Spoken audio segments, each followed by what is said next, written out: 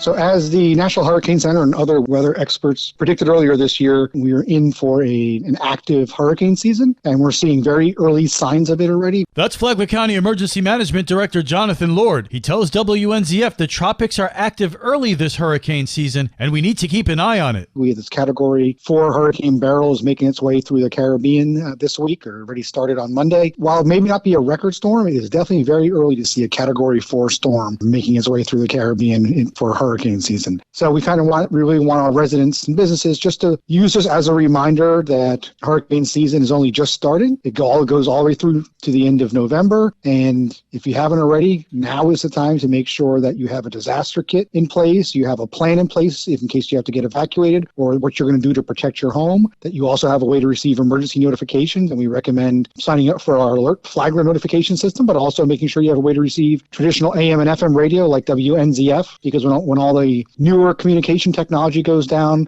like the internet and YouTube, it's the old-fashioned style stuff like AM and FM radio that continue to work, and where we'll put out that messaging when we know the other things have been impacted and your cell phones aren't working. So it really is just, while Beryl is not coming our way, there are a couple other systems out there. None of them seem to be coming our way, but it is active. It is early in the season for it to be this active. And we really want our residents to be prepared and make sure they're ready in case a storm does come here later in the season. And how can you learn more about hurricane preparation? Visit our website at flaglercounty.gov/emergency. And one of the choices you'll see on that page will be Emergency Preparedness Guide. And in there you'll get tips about disaster preparedness, including a recommended hurricane or emergency supply kit. We recommend that people remain self-sufficient or able to remain off the grid for up to 7 days. Or if you don't have access to the internet or you're not comfortable going on the internet, you can go to any of the libraries in Flagler County, any of the city halls and the county administration building all have printed copies of our disaster preparedness guide as well. Good morning, Flagler County. I'm Rich Carroll. You're listening to Flagler's Morning News on Tuesday, July 2nd. We do expect, large crowds, especially on the beach and then at the fireworks event at the airport. And so we have extra deputies on patrol. The Flagler County Sheriff's Office is gearing up for a long Independence Day holiday. We have joined with our local police departments and the Highway Patrol for Operation Reckless, which we run at least once a month to try to improve our road safety. But this year we're also joining with the International Association of Chiefs of Police Operation CARE. Sheriff Rick Staley says the plan to have extra deputies on patrol begins today. We're also going to have extra patrols on the water.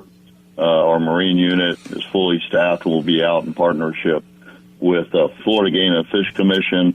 We'll have bicycle patrol helping out Flagler Beach Police Department, and our ATVs will be out on the beach. So we have extra people out. We want to make sure that everybody can enjoy the July 4th and what it is to celebrate for. However you choose to celebrate, Sheriff Staley says be responsible. Well, remember to do it responsibly and be patient. Don't drive distracted, and certainly don't drink. If you do drink and drive, we're going to show you some new bars at the Green Roof Inn, which you probably don't really want to see.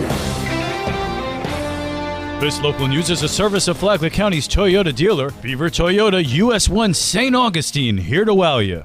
The Palm Coast City Council is scheduled for a meeting today. There is a full agenda for today's meeting, beginning with several proclamations. Brittany Kershaw is the City of Palm Coast Director of Communications and Marketing. It'll start with 2 proclamations for the month of July. The first is recognizing July 2024 as Parks and Recreation Month, and the second is recognizing July 2024 as Christmas Come True Month. Then the new business will include an ordinance. The amendment would remove provisions related to the contracting authority that limits the city's ability to enter into public-private partnerships, respond to emergencies, and have the ability to address growth by having future residents contribute to infrastructure costs. If the ordinance is approved, it will go before the citizens of Palm Coast as a ballot measure.